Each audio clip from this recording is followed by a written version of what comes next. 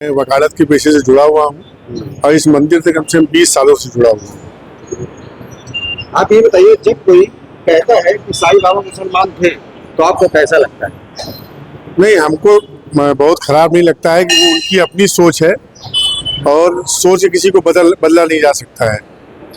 हम 20 सालों से जुड़े हुए, हमको कभी नहीं लगा कि बाबा मुसलमान थे। बाबा एक सनातनी थे और हम लोग सनातनी की पूजा करते हैं और सनातनियों के साथ रहते हैं।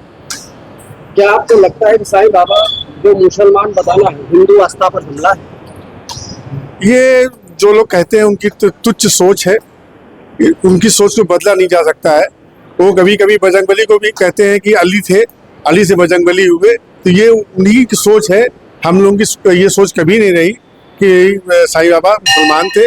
हम तो जानते हो सनातनी थे, हम लोग सनातनी राम की पूजा करते हैं। जो लोग साईं मंदिरों को, मूर्तियों को मंदिरों से हटवा रहे हैं, उसके शासन को लेकर के आप क्या कहेंगे? ऐसे लोग अपनी सिर्फ टीआरपी बढ़ाते हैं और पेपर में छपना चाहते हैं और लोगों के सामने दिखाए जाते हैं कि बहुत बड़े हिंदू हैं और हिंदू आस्था में जुड़े हुए, जबकि वो लोग एक हिंदू के नाम की दुकान चलाते हैं और दलाली करते हैं।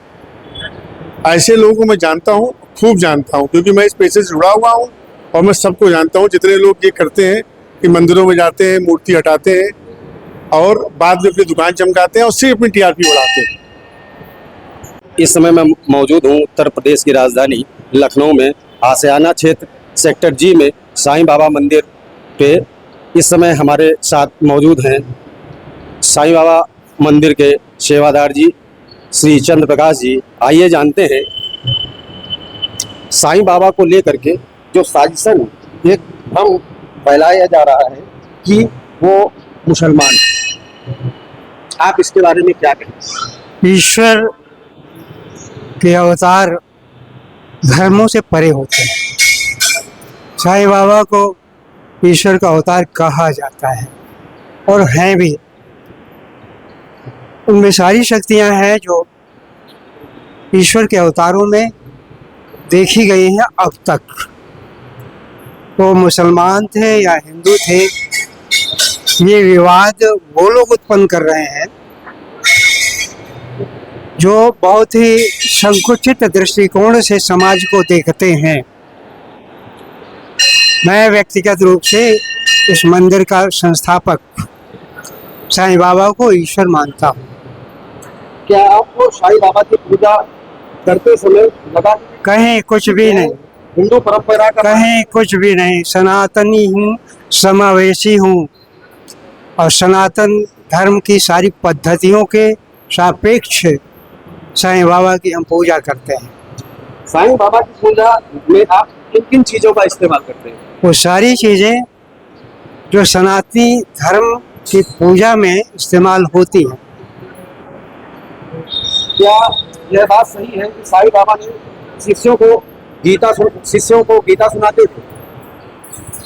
साईं सचित्र में एक श्लोक है जो उनके एक भक्त बुदबुदा रहे थे, तो बाबा ने उनसे कहा था कि इसको जोर से पढ़ो, बुदबुदाओ नहीं। तो उन्होंने जोर से पढ़ा तो उन्होंने एक शब्द की व्याख्या की है जिसे आप साईं सचित्र पढ़ करके स्वयं जान सकते हैं। क्या साईं बाबा ने कभी खुद को मुसलमान कहा?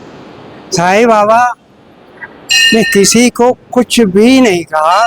रही बात साईं बाबा के जन्म की, जाति की, धर्म की, आज तक कोई इसका पता नहीं लगा सका। और ये प्रामाणिक रूप से किसी ग्रंथ में भी उपलब्ध नहीं होगा। जो प्रामाणिक ग्रंथ होगा, सबसे प्रामाणिक ग्रंथ साईं सचित्र है, जिसका हिंदी अनुवाद मैं आपको दे चुका हूँ। आप साईं बाबा को किस उद्देश्य से सबसे ज्यादा मानते हैं?